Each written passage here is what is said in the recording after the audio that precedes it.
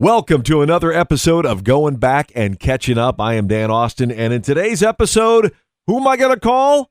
None other than Ernie Hudson, who played one of the Ghostbusters in the original movie. Of course, you probably remember him as Winston, but that's not the only thing Ernie has been in his legendary 60-year acting career. You may remember him from Oz. Recently, he was in one of my favorite shows, Quantum Leap, the reboot, but he's been in movies, TV shows. We're going to cover the gamut as he gets ready to come to the Indiana Comic Convention March 14th through the 16th. Without further ado, it's Ernie Hudson on this episode of Going Back and Catching Up. Well, first of all, I'd like to say that the reboot of Quantum Leap should still be on. Well, thank you. In fact, I talked to some of the other cast members yesterday, and we were kind of disappointed because we felt it never was really given a chance. We're trying to figure it out, and I think it was getting better. Unfortunately, the network didn't really stick with it. I never missed an episode. I love the original. I mean, the reboot I thought did great respect and paid homage to the original. Everything was just so cohesive. But yeah, it was a great show, man. I miss it a lot. So. I wish it would have stuck around. I'm sure, like you said, you guys did too. So yeah, I think the network came in with that certain premise. I think of having the leaper and the hologram being engaged, and then realizing that it's kind of was a difficult situation, and then tried to undo it, and so they were really a little off balance from the start. But we're glad that we have the 2 years to try to, I was a fan of the original as well. So, and the way they put your character in as somebody that Sam leaped into in the original, I thought was brilliant. So it was very cool how it was all well done. So I enjoyed it for when it was on. So I guess I'll just leave it at that. Right. Yes. Thank you. I appreciate that. Well, Comic-Con's coming up in Indianapolis, March 14th through the 16th. Obviously, you are going to be there, and you're involved with these things all the time, right? I enjoy going out, meeting the fans, getting a chance to connect with people who actually watch the movies and the TV shows, and of course, coming to Indianapolis. I mean, I have family there. I always enjoy coming to Indianapolis, but it's a nice way to just stay connected, like I said, to the people who actually watch the movie. Being in so-called Hollywood, you're dealing with people who make movies, but they don't necessarily represent the people who actually, the audience. And it's nice to hear directly from people who love the work. What would be the strangest or most unique thing that you have seen at some of the Comic-Con events that people bring up to have you autograph, or just maybe something that they want to show you? Yeah, people collect a lot of things, things that I'm not a collector, so. I'm just always trying to declutter, but I admire people. But probably for me, when people come, recently I signed a guy's arm, and then he went and had it, the signature tattooed. Wow. I've signed necks and breasts and legs, and that's always a little interesting to me, seeing the different tattoos, especially so many Ghostbuster tattoos with the fans. Probably, and also I think the interesting thing for me, especially with Ghostbusters, is it crosses the generational thing. So I see grandparents coming in with their kids, and then their grandkids. There was a lady at a convention I went to. They had a 10-month-old baby who had this cute little Ghostbuster jumpsuit on. It was just really detailed.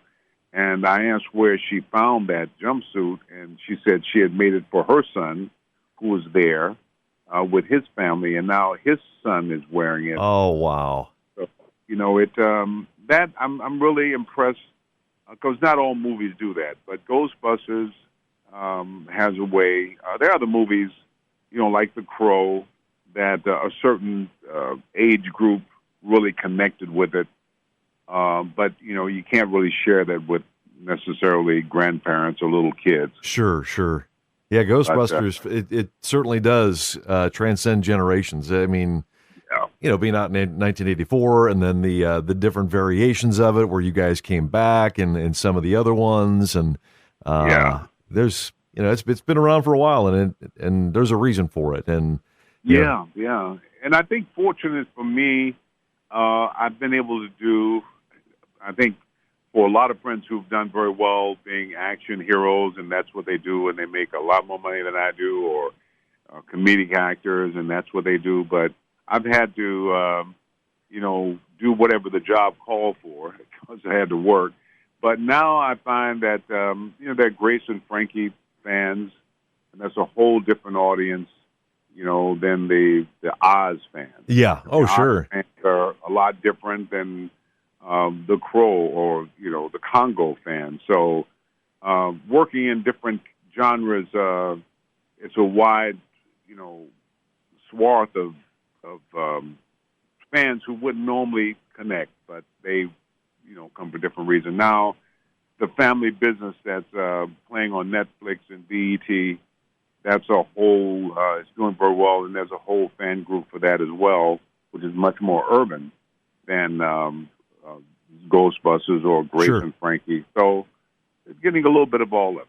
Well, that's awesome for you, though, just because, you've been doing this for a very long time. I wanted to touch on some of these things as we continue here, but, obviously Ghostbusters is what most people know you for, that and Oz, and of late, Quantum Leap. If you saw a ghost, Ernie Hudson, who would you call? Well, if I saw a ghost, I think I've changed over the years because I grew up in a household that believed very strongly in spirits and that whole thing. So Yeah. We were always taught you don't play with that. You know what I mean? You don't put yourself in a situation where. So I think I was always a little bit cautious. But as I've gotten older, I kind of go. I don't really ever hear of ghosts picking up a gun and shooting someone. So I think now I'd be more curious. Yeah. Than the fear of. If a ghost showed up, I'd be very interested in finding out why the need to show up. But I've always said, I tell my wife, if you pass before me, I'll miss you, but please don't come back to visit. I'll see you when I get there, but yeah. So I get invited as a Ghostbuster to ghost haunts, and people who really, a lot of those groups came out of seeing Ghostbusters. Sure. And so they think I'm into it, and I'm like, no, I don't want to go out with you at midnight. Insane asylum to find if we can find a ghost. It's not what I want to do. So a Ouija board's not in your future either, then, I'm guessing. Yeah, no. I when I was in college back in the '60s, we had it was a Ouija board, and it was really weird because the board was, and it just kind of freaked me out. So I'm not, I'm not playing with the dark spirits. Yeah, no, I don't blame you. Why mess with stuff, right? Exactly. Yeah, I'm doing okay. I don't need to know any more than I know. Thank you very much. Well, let's get a little bit more lighthearted. Maybe some behind-the-scenes stories of when you guys were filming Ghostbusters and Ghostbusters 2. I'm sure there are so many that you could tell, but is there one that sticks out with, and you got people like Bill Murray and Dan Aykroyd and those guys? I mean, there had to be something going on behind the scenes. Well, it was always, kind of silly and unexpected because you never knew what the guys were up to, and they were always sort of. But I was, I kind of came in as an actor. These guys came out of improv. They had done, Saturday Night and had worked together for years. Yeah. I was sort of the odd man out. But I found it interesting. But they were always very generous and very, they offered their friendship and very welcoming.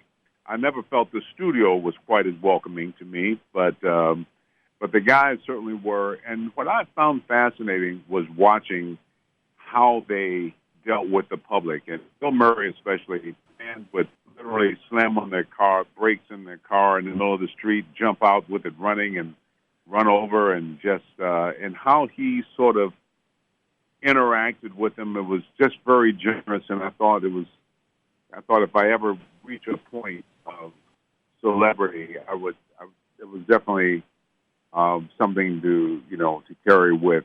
Harold Ramis just had a way of pulling everyone together. Sometimes tempers would flare a bit and people would go in separate directions, but Harold was always the one that trusted enough to come back to the table. So I just learned a lot of, if I'm able to survive this business, what do I take away from this?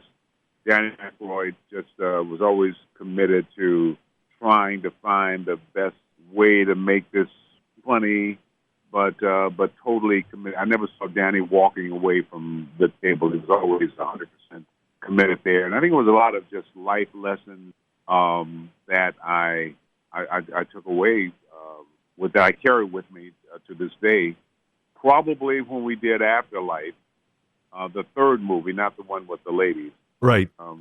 Seeing Bill Murray and Dan Aykroyd first day on the set, and they showed up in their jumpsuits, and I realized that this movie had been part of my life over half my life. I mean, we had the Ghostbusters, and I never thought we'd actually come back together to make another movie, but it was happening, and it was almost very emotional. It was kind of wow, we've gotten older. We're certainly not the young crazy guys we were, but yeah.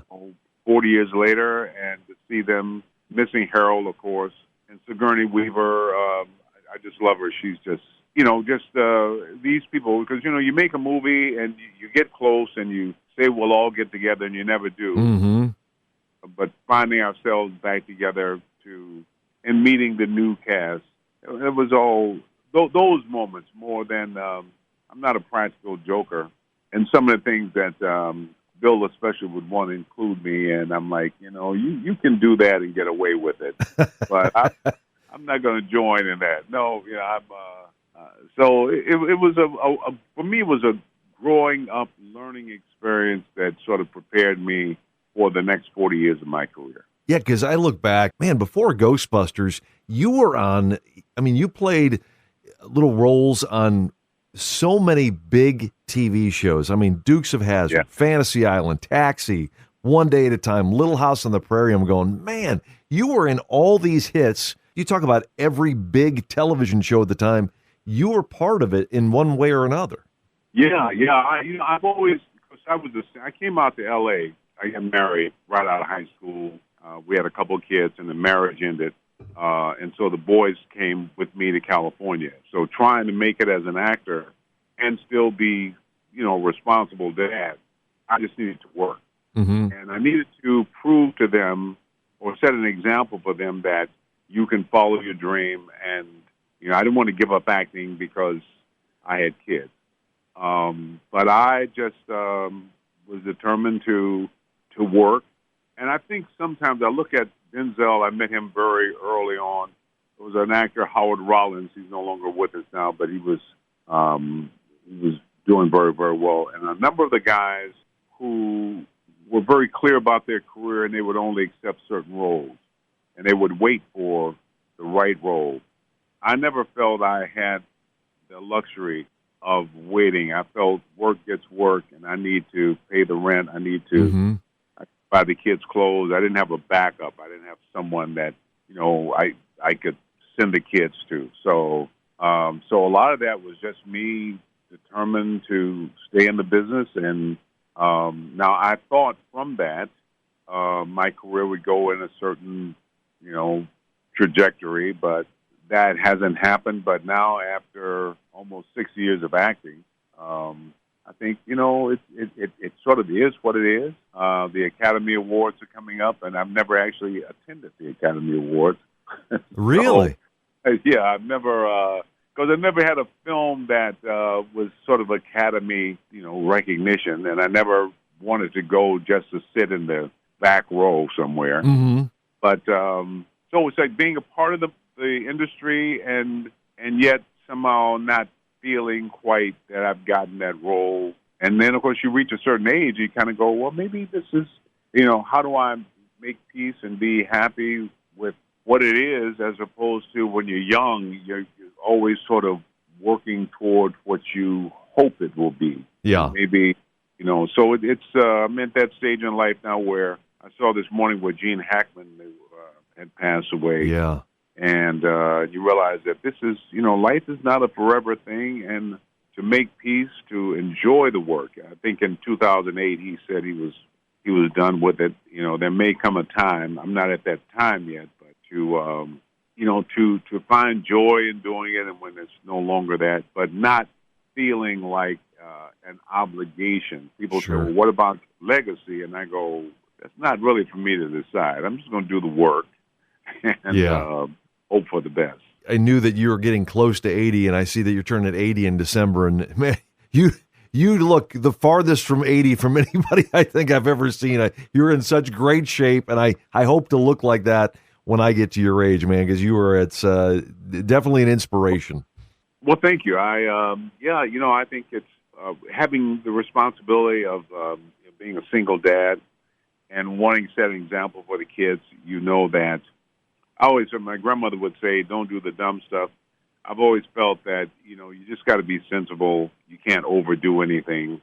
It's nothing. People go, well, what major thing do you do? It's just, you can't go out and party all night. There's certain things that I look at other friends who alcohol destroyed their lives, and I go, alcohol is not something that I want to, be a part of my life, or drugs or whatever. Mm-hmm. Because I think people, if they want to do it, shouldn't be able to. It's just that I don't see how that's going to benefit me, because no matter what, however long I live, I know I'm going to have to live in this body. And so it's been just more a matter of wanting to set an example for my kids. And then ultimately, I think wanting to set an example for the community. That's why I love the way they took the Winston character. We talked about it, but I wanted him to be an example of what's possible. Yeah. So that after 40 years, he's not still just looking for a job, but he's done well with his life. And I think in general, as far as health, or, you look at you can see your body sort of getting out of whack. We're going to stop this before it gets out of control. And that's been pretty much my philosophy. It's being proactive. You're an inspiration to a lot of people for sure, Ernie. So, I just wanted to tell you that. But, you were talking about earlier, actors like Denzel and everything were kind of waiting for that role, that role they wanted. Is there a role that has been done in movies, in the history of movies, that you would love to have had? I'm sure that anytime I look and there's a great role, or Denzel has had a dream career, mm-hmm. But I'm just trying to think of, just off the top of my head, I've nothing quite comes to mind. But you want to be challenged to the point where it's a little bit scary. You get into it, but you got to dig deep. You got to do your research. You got to really prepare, and you got to show up on point. When the first 10 years or so, I was just on stage before I started working in television and film, and that was the situation. Now with film, at this point, a lot of people would say, I want you to do this role.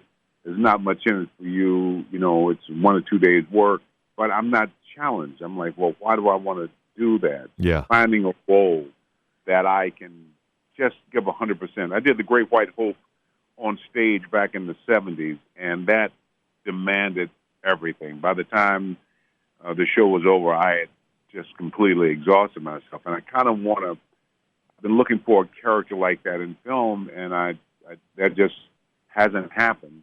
Being romantic lead, I've done some things that have been interesting, but that hasn't happened.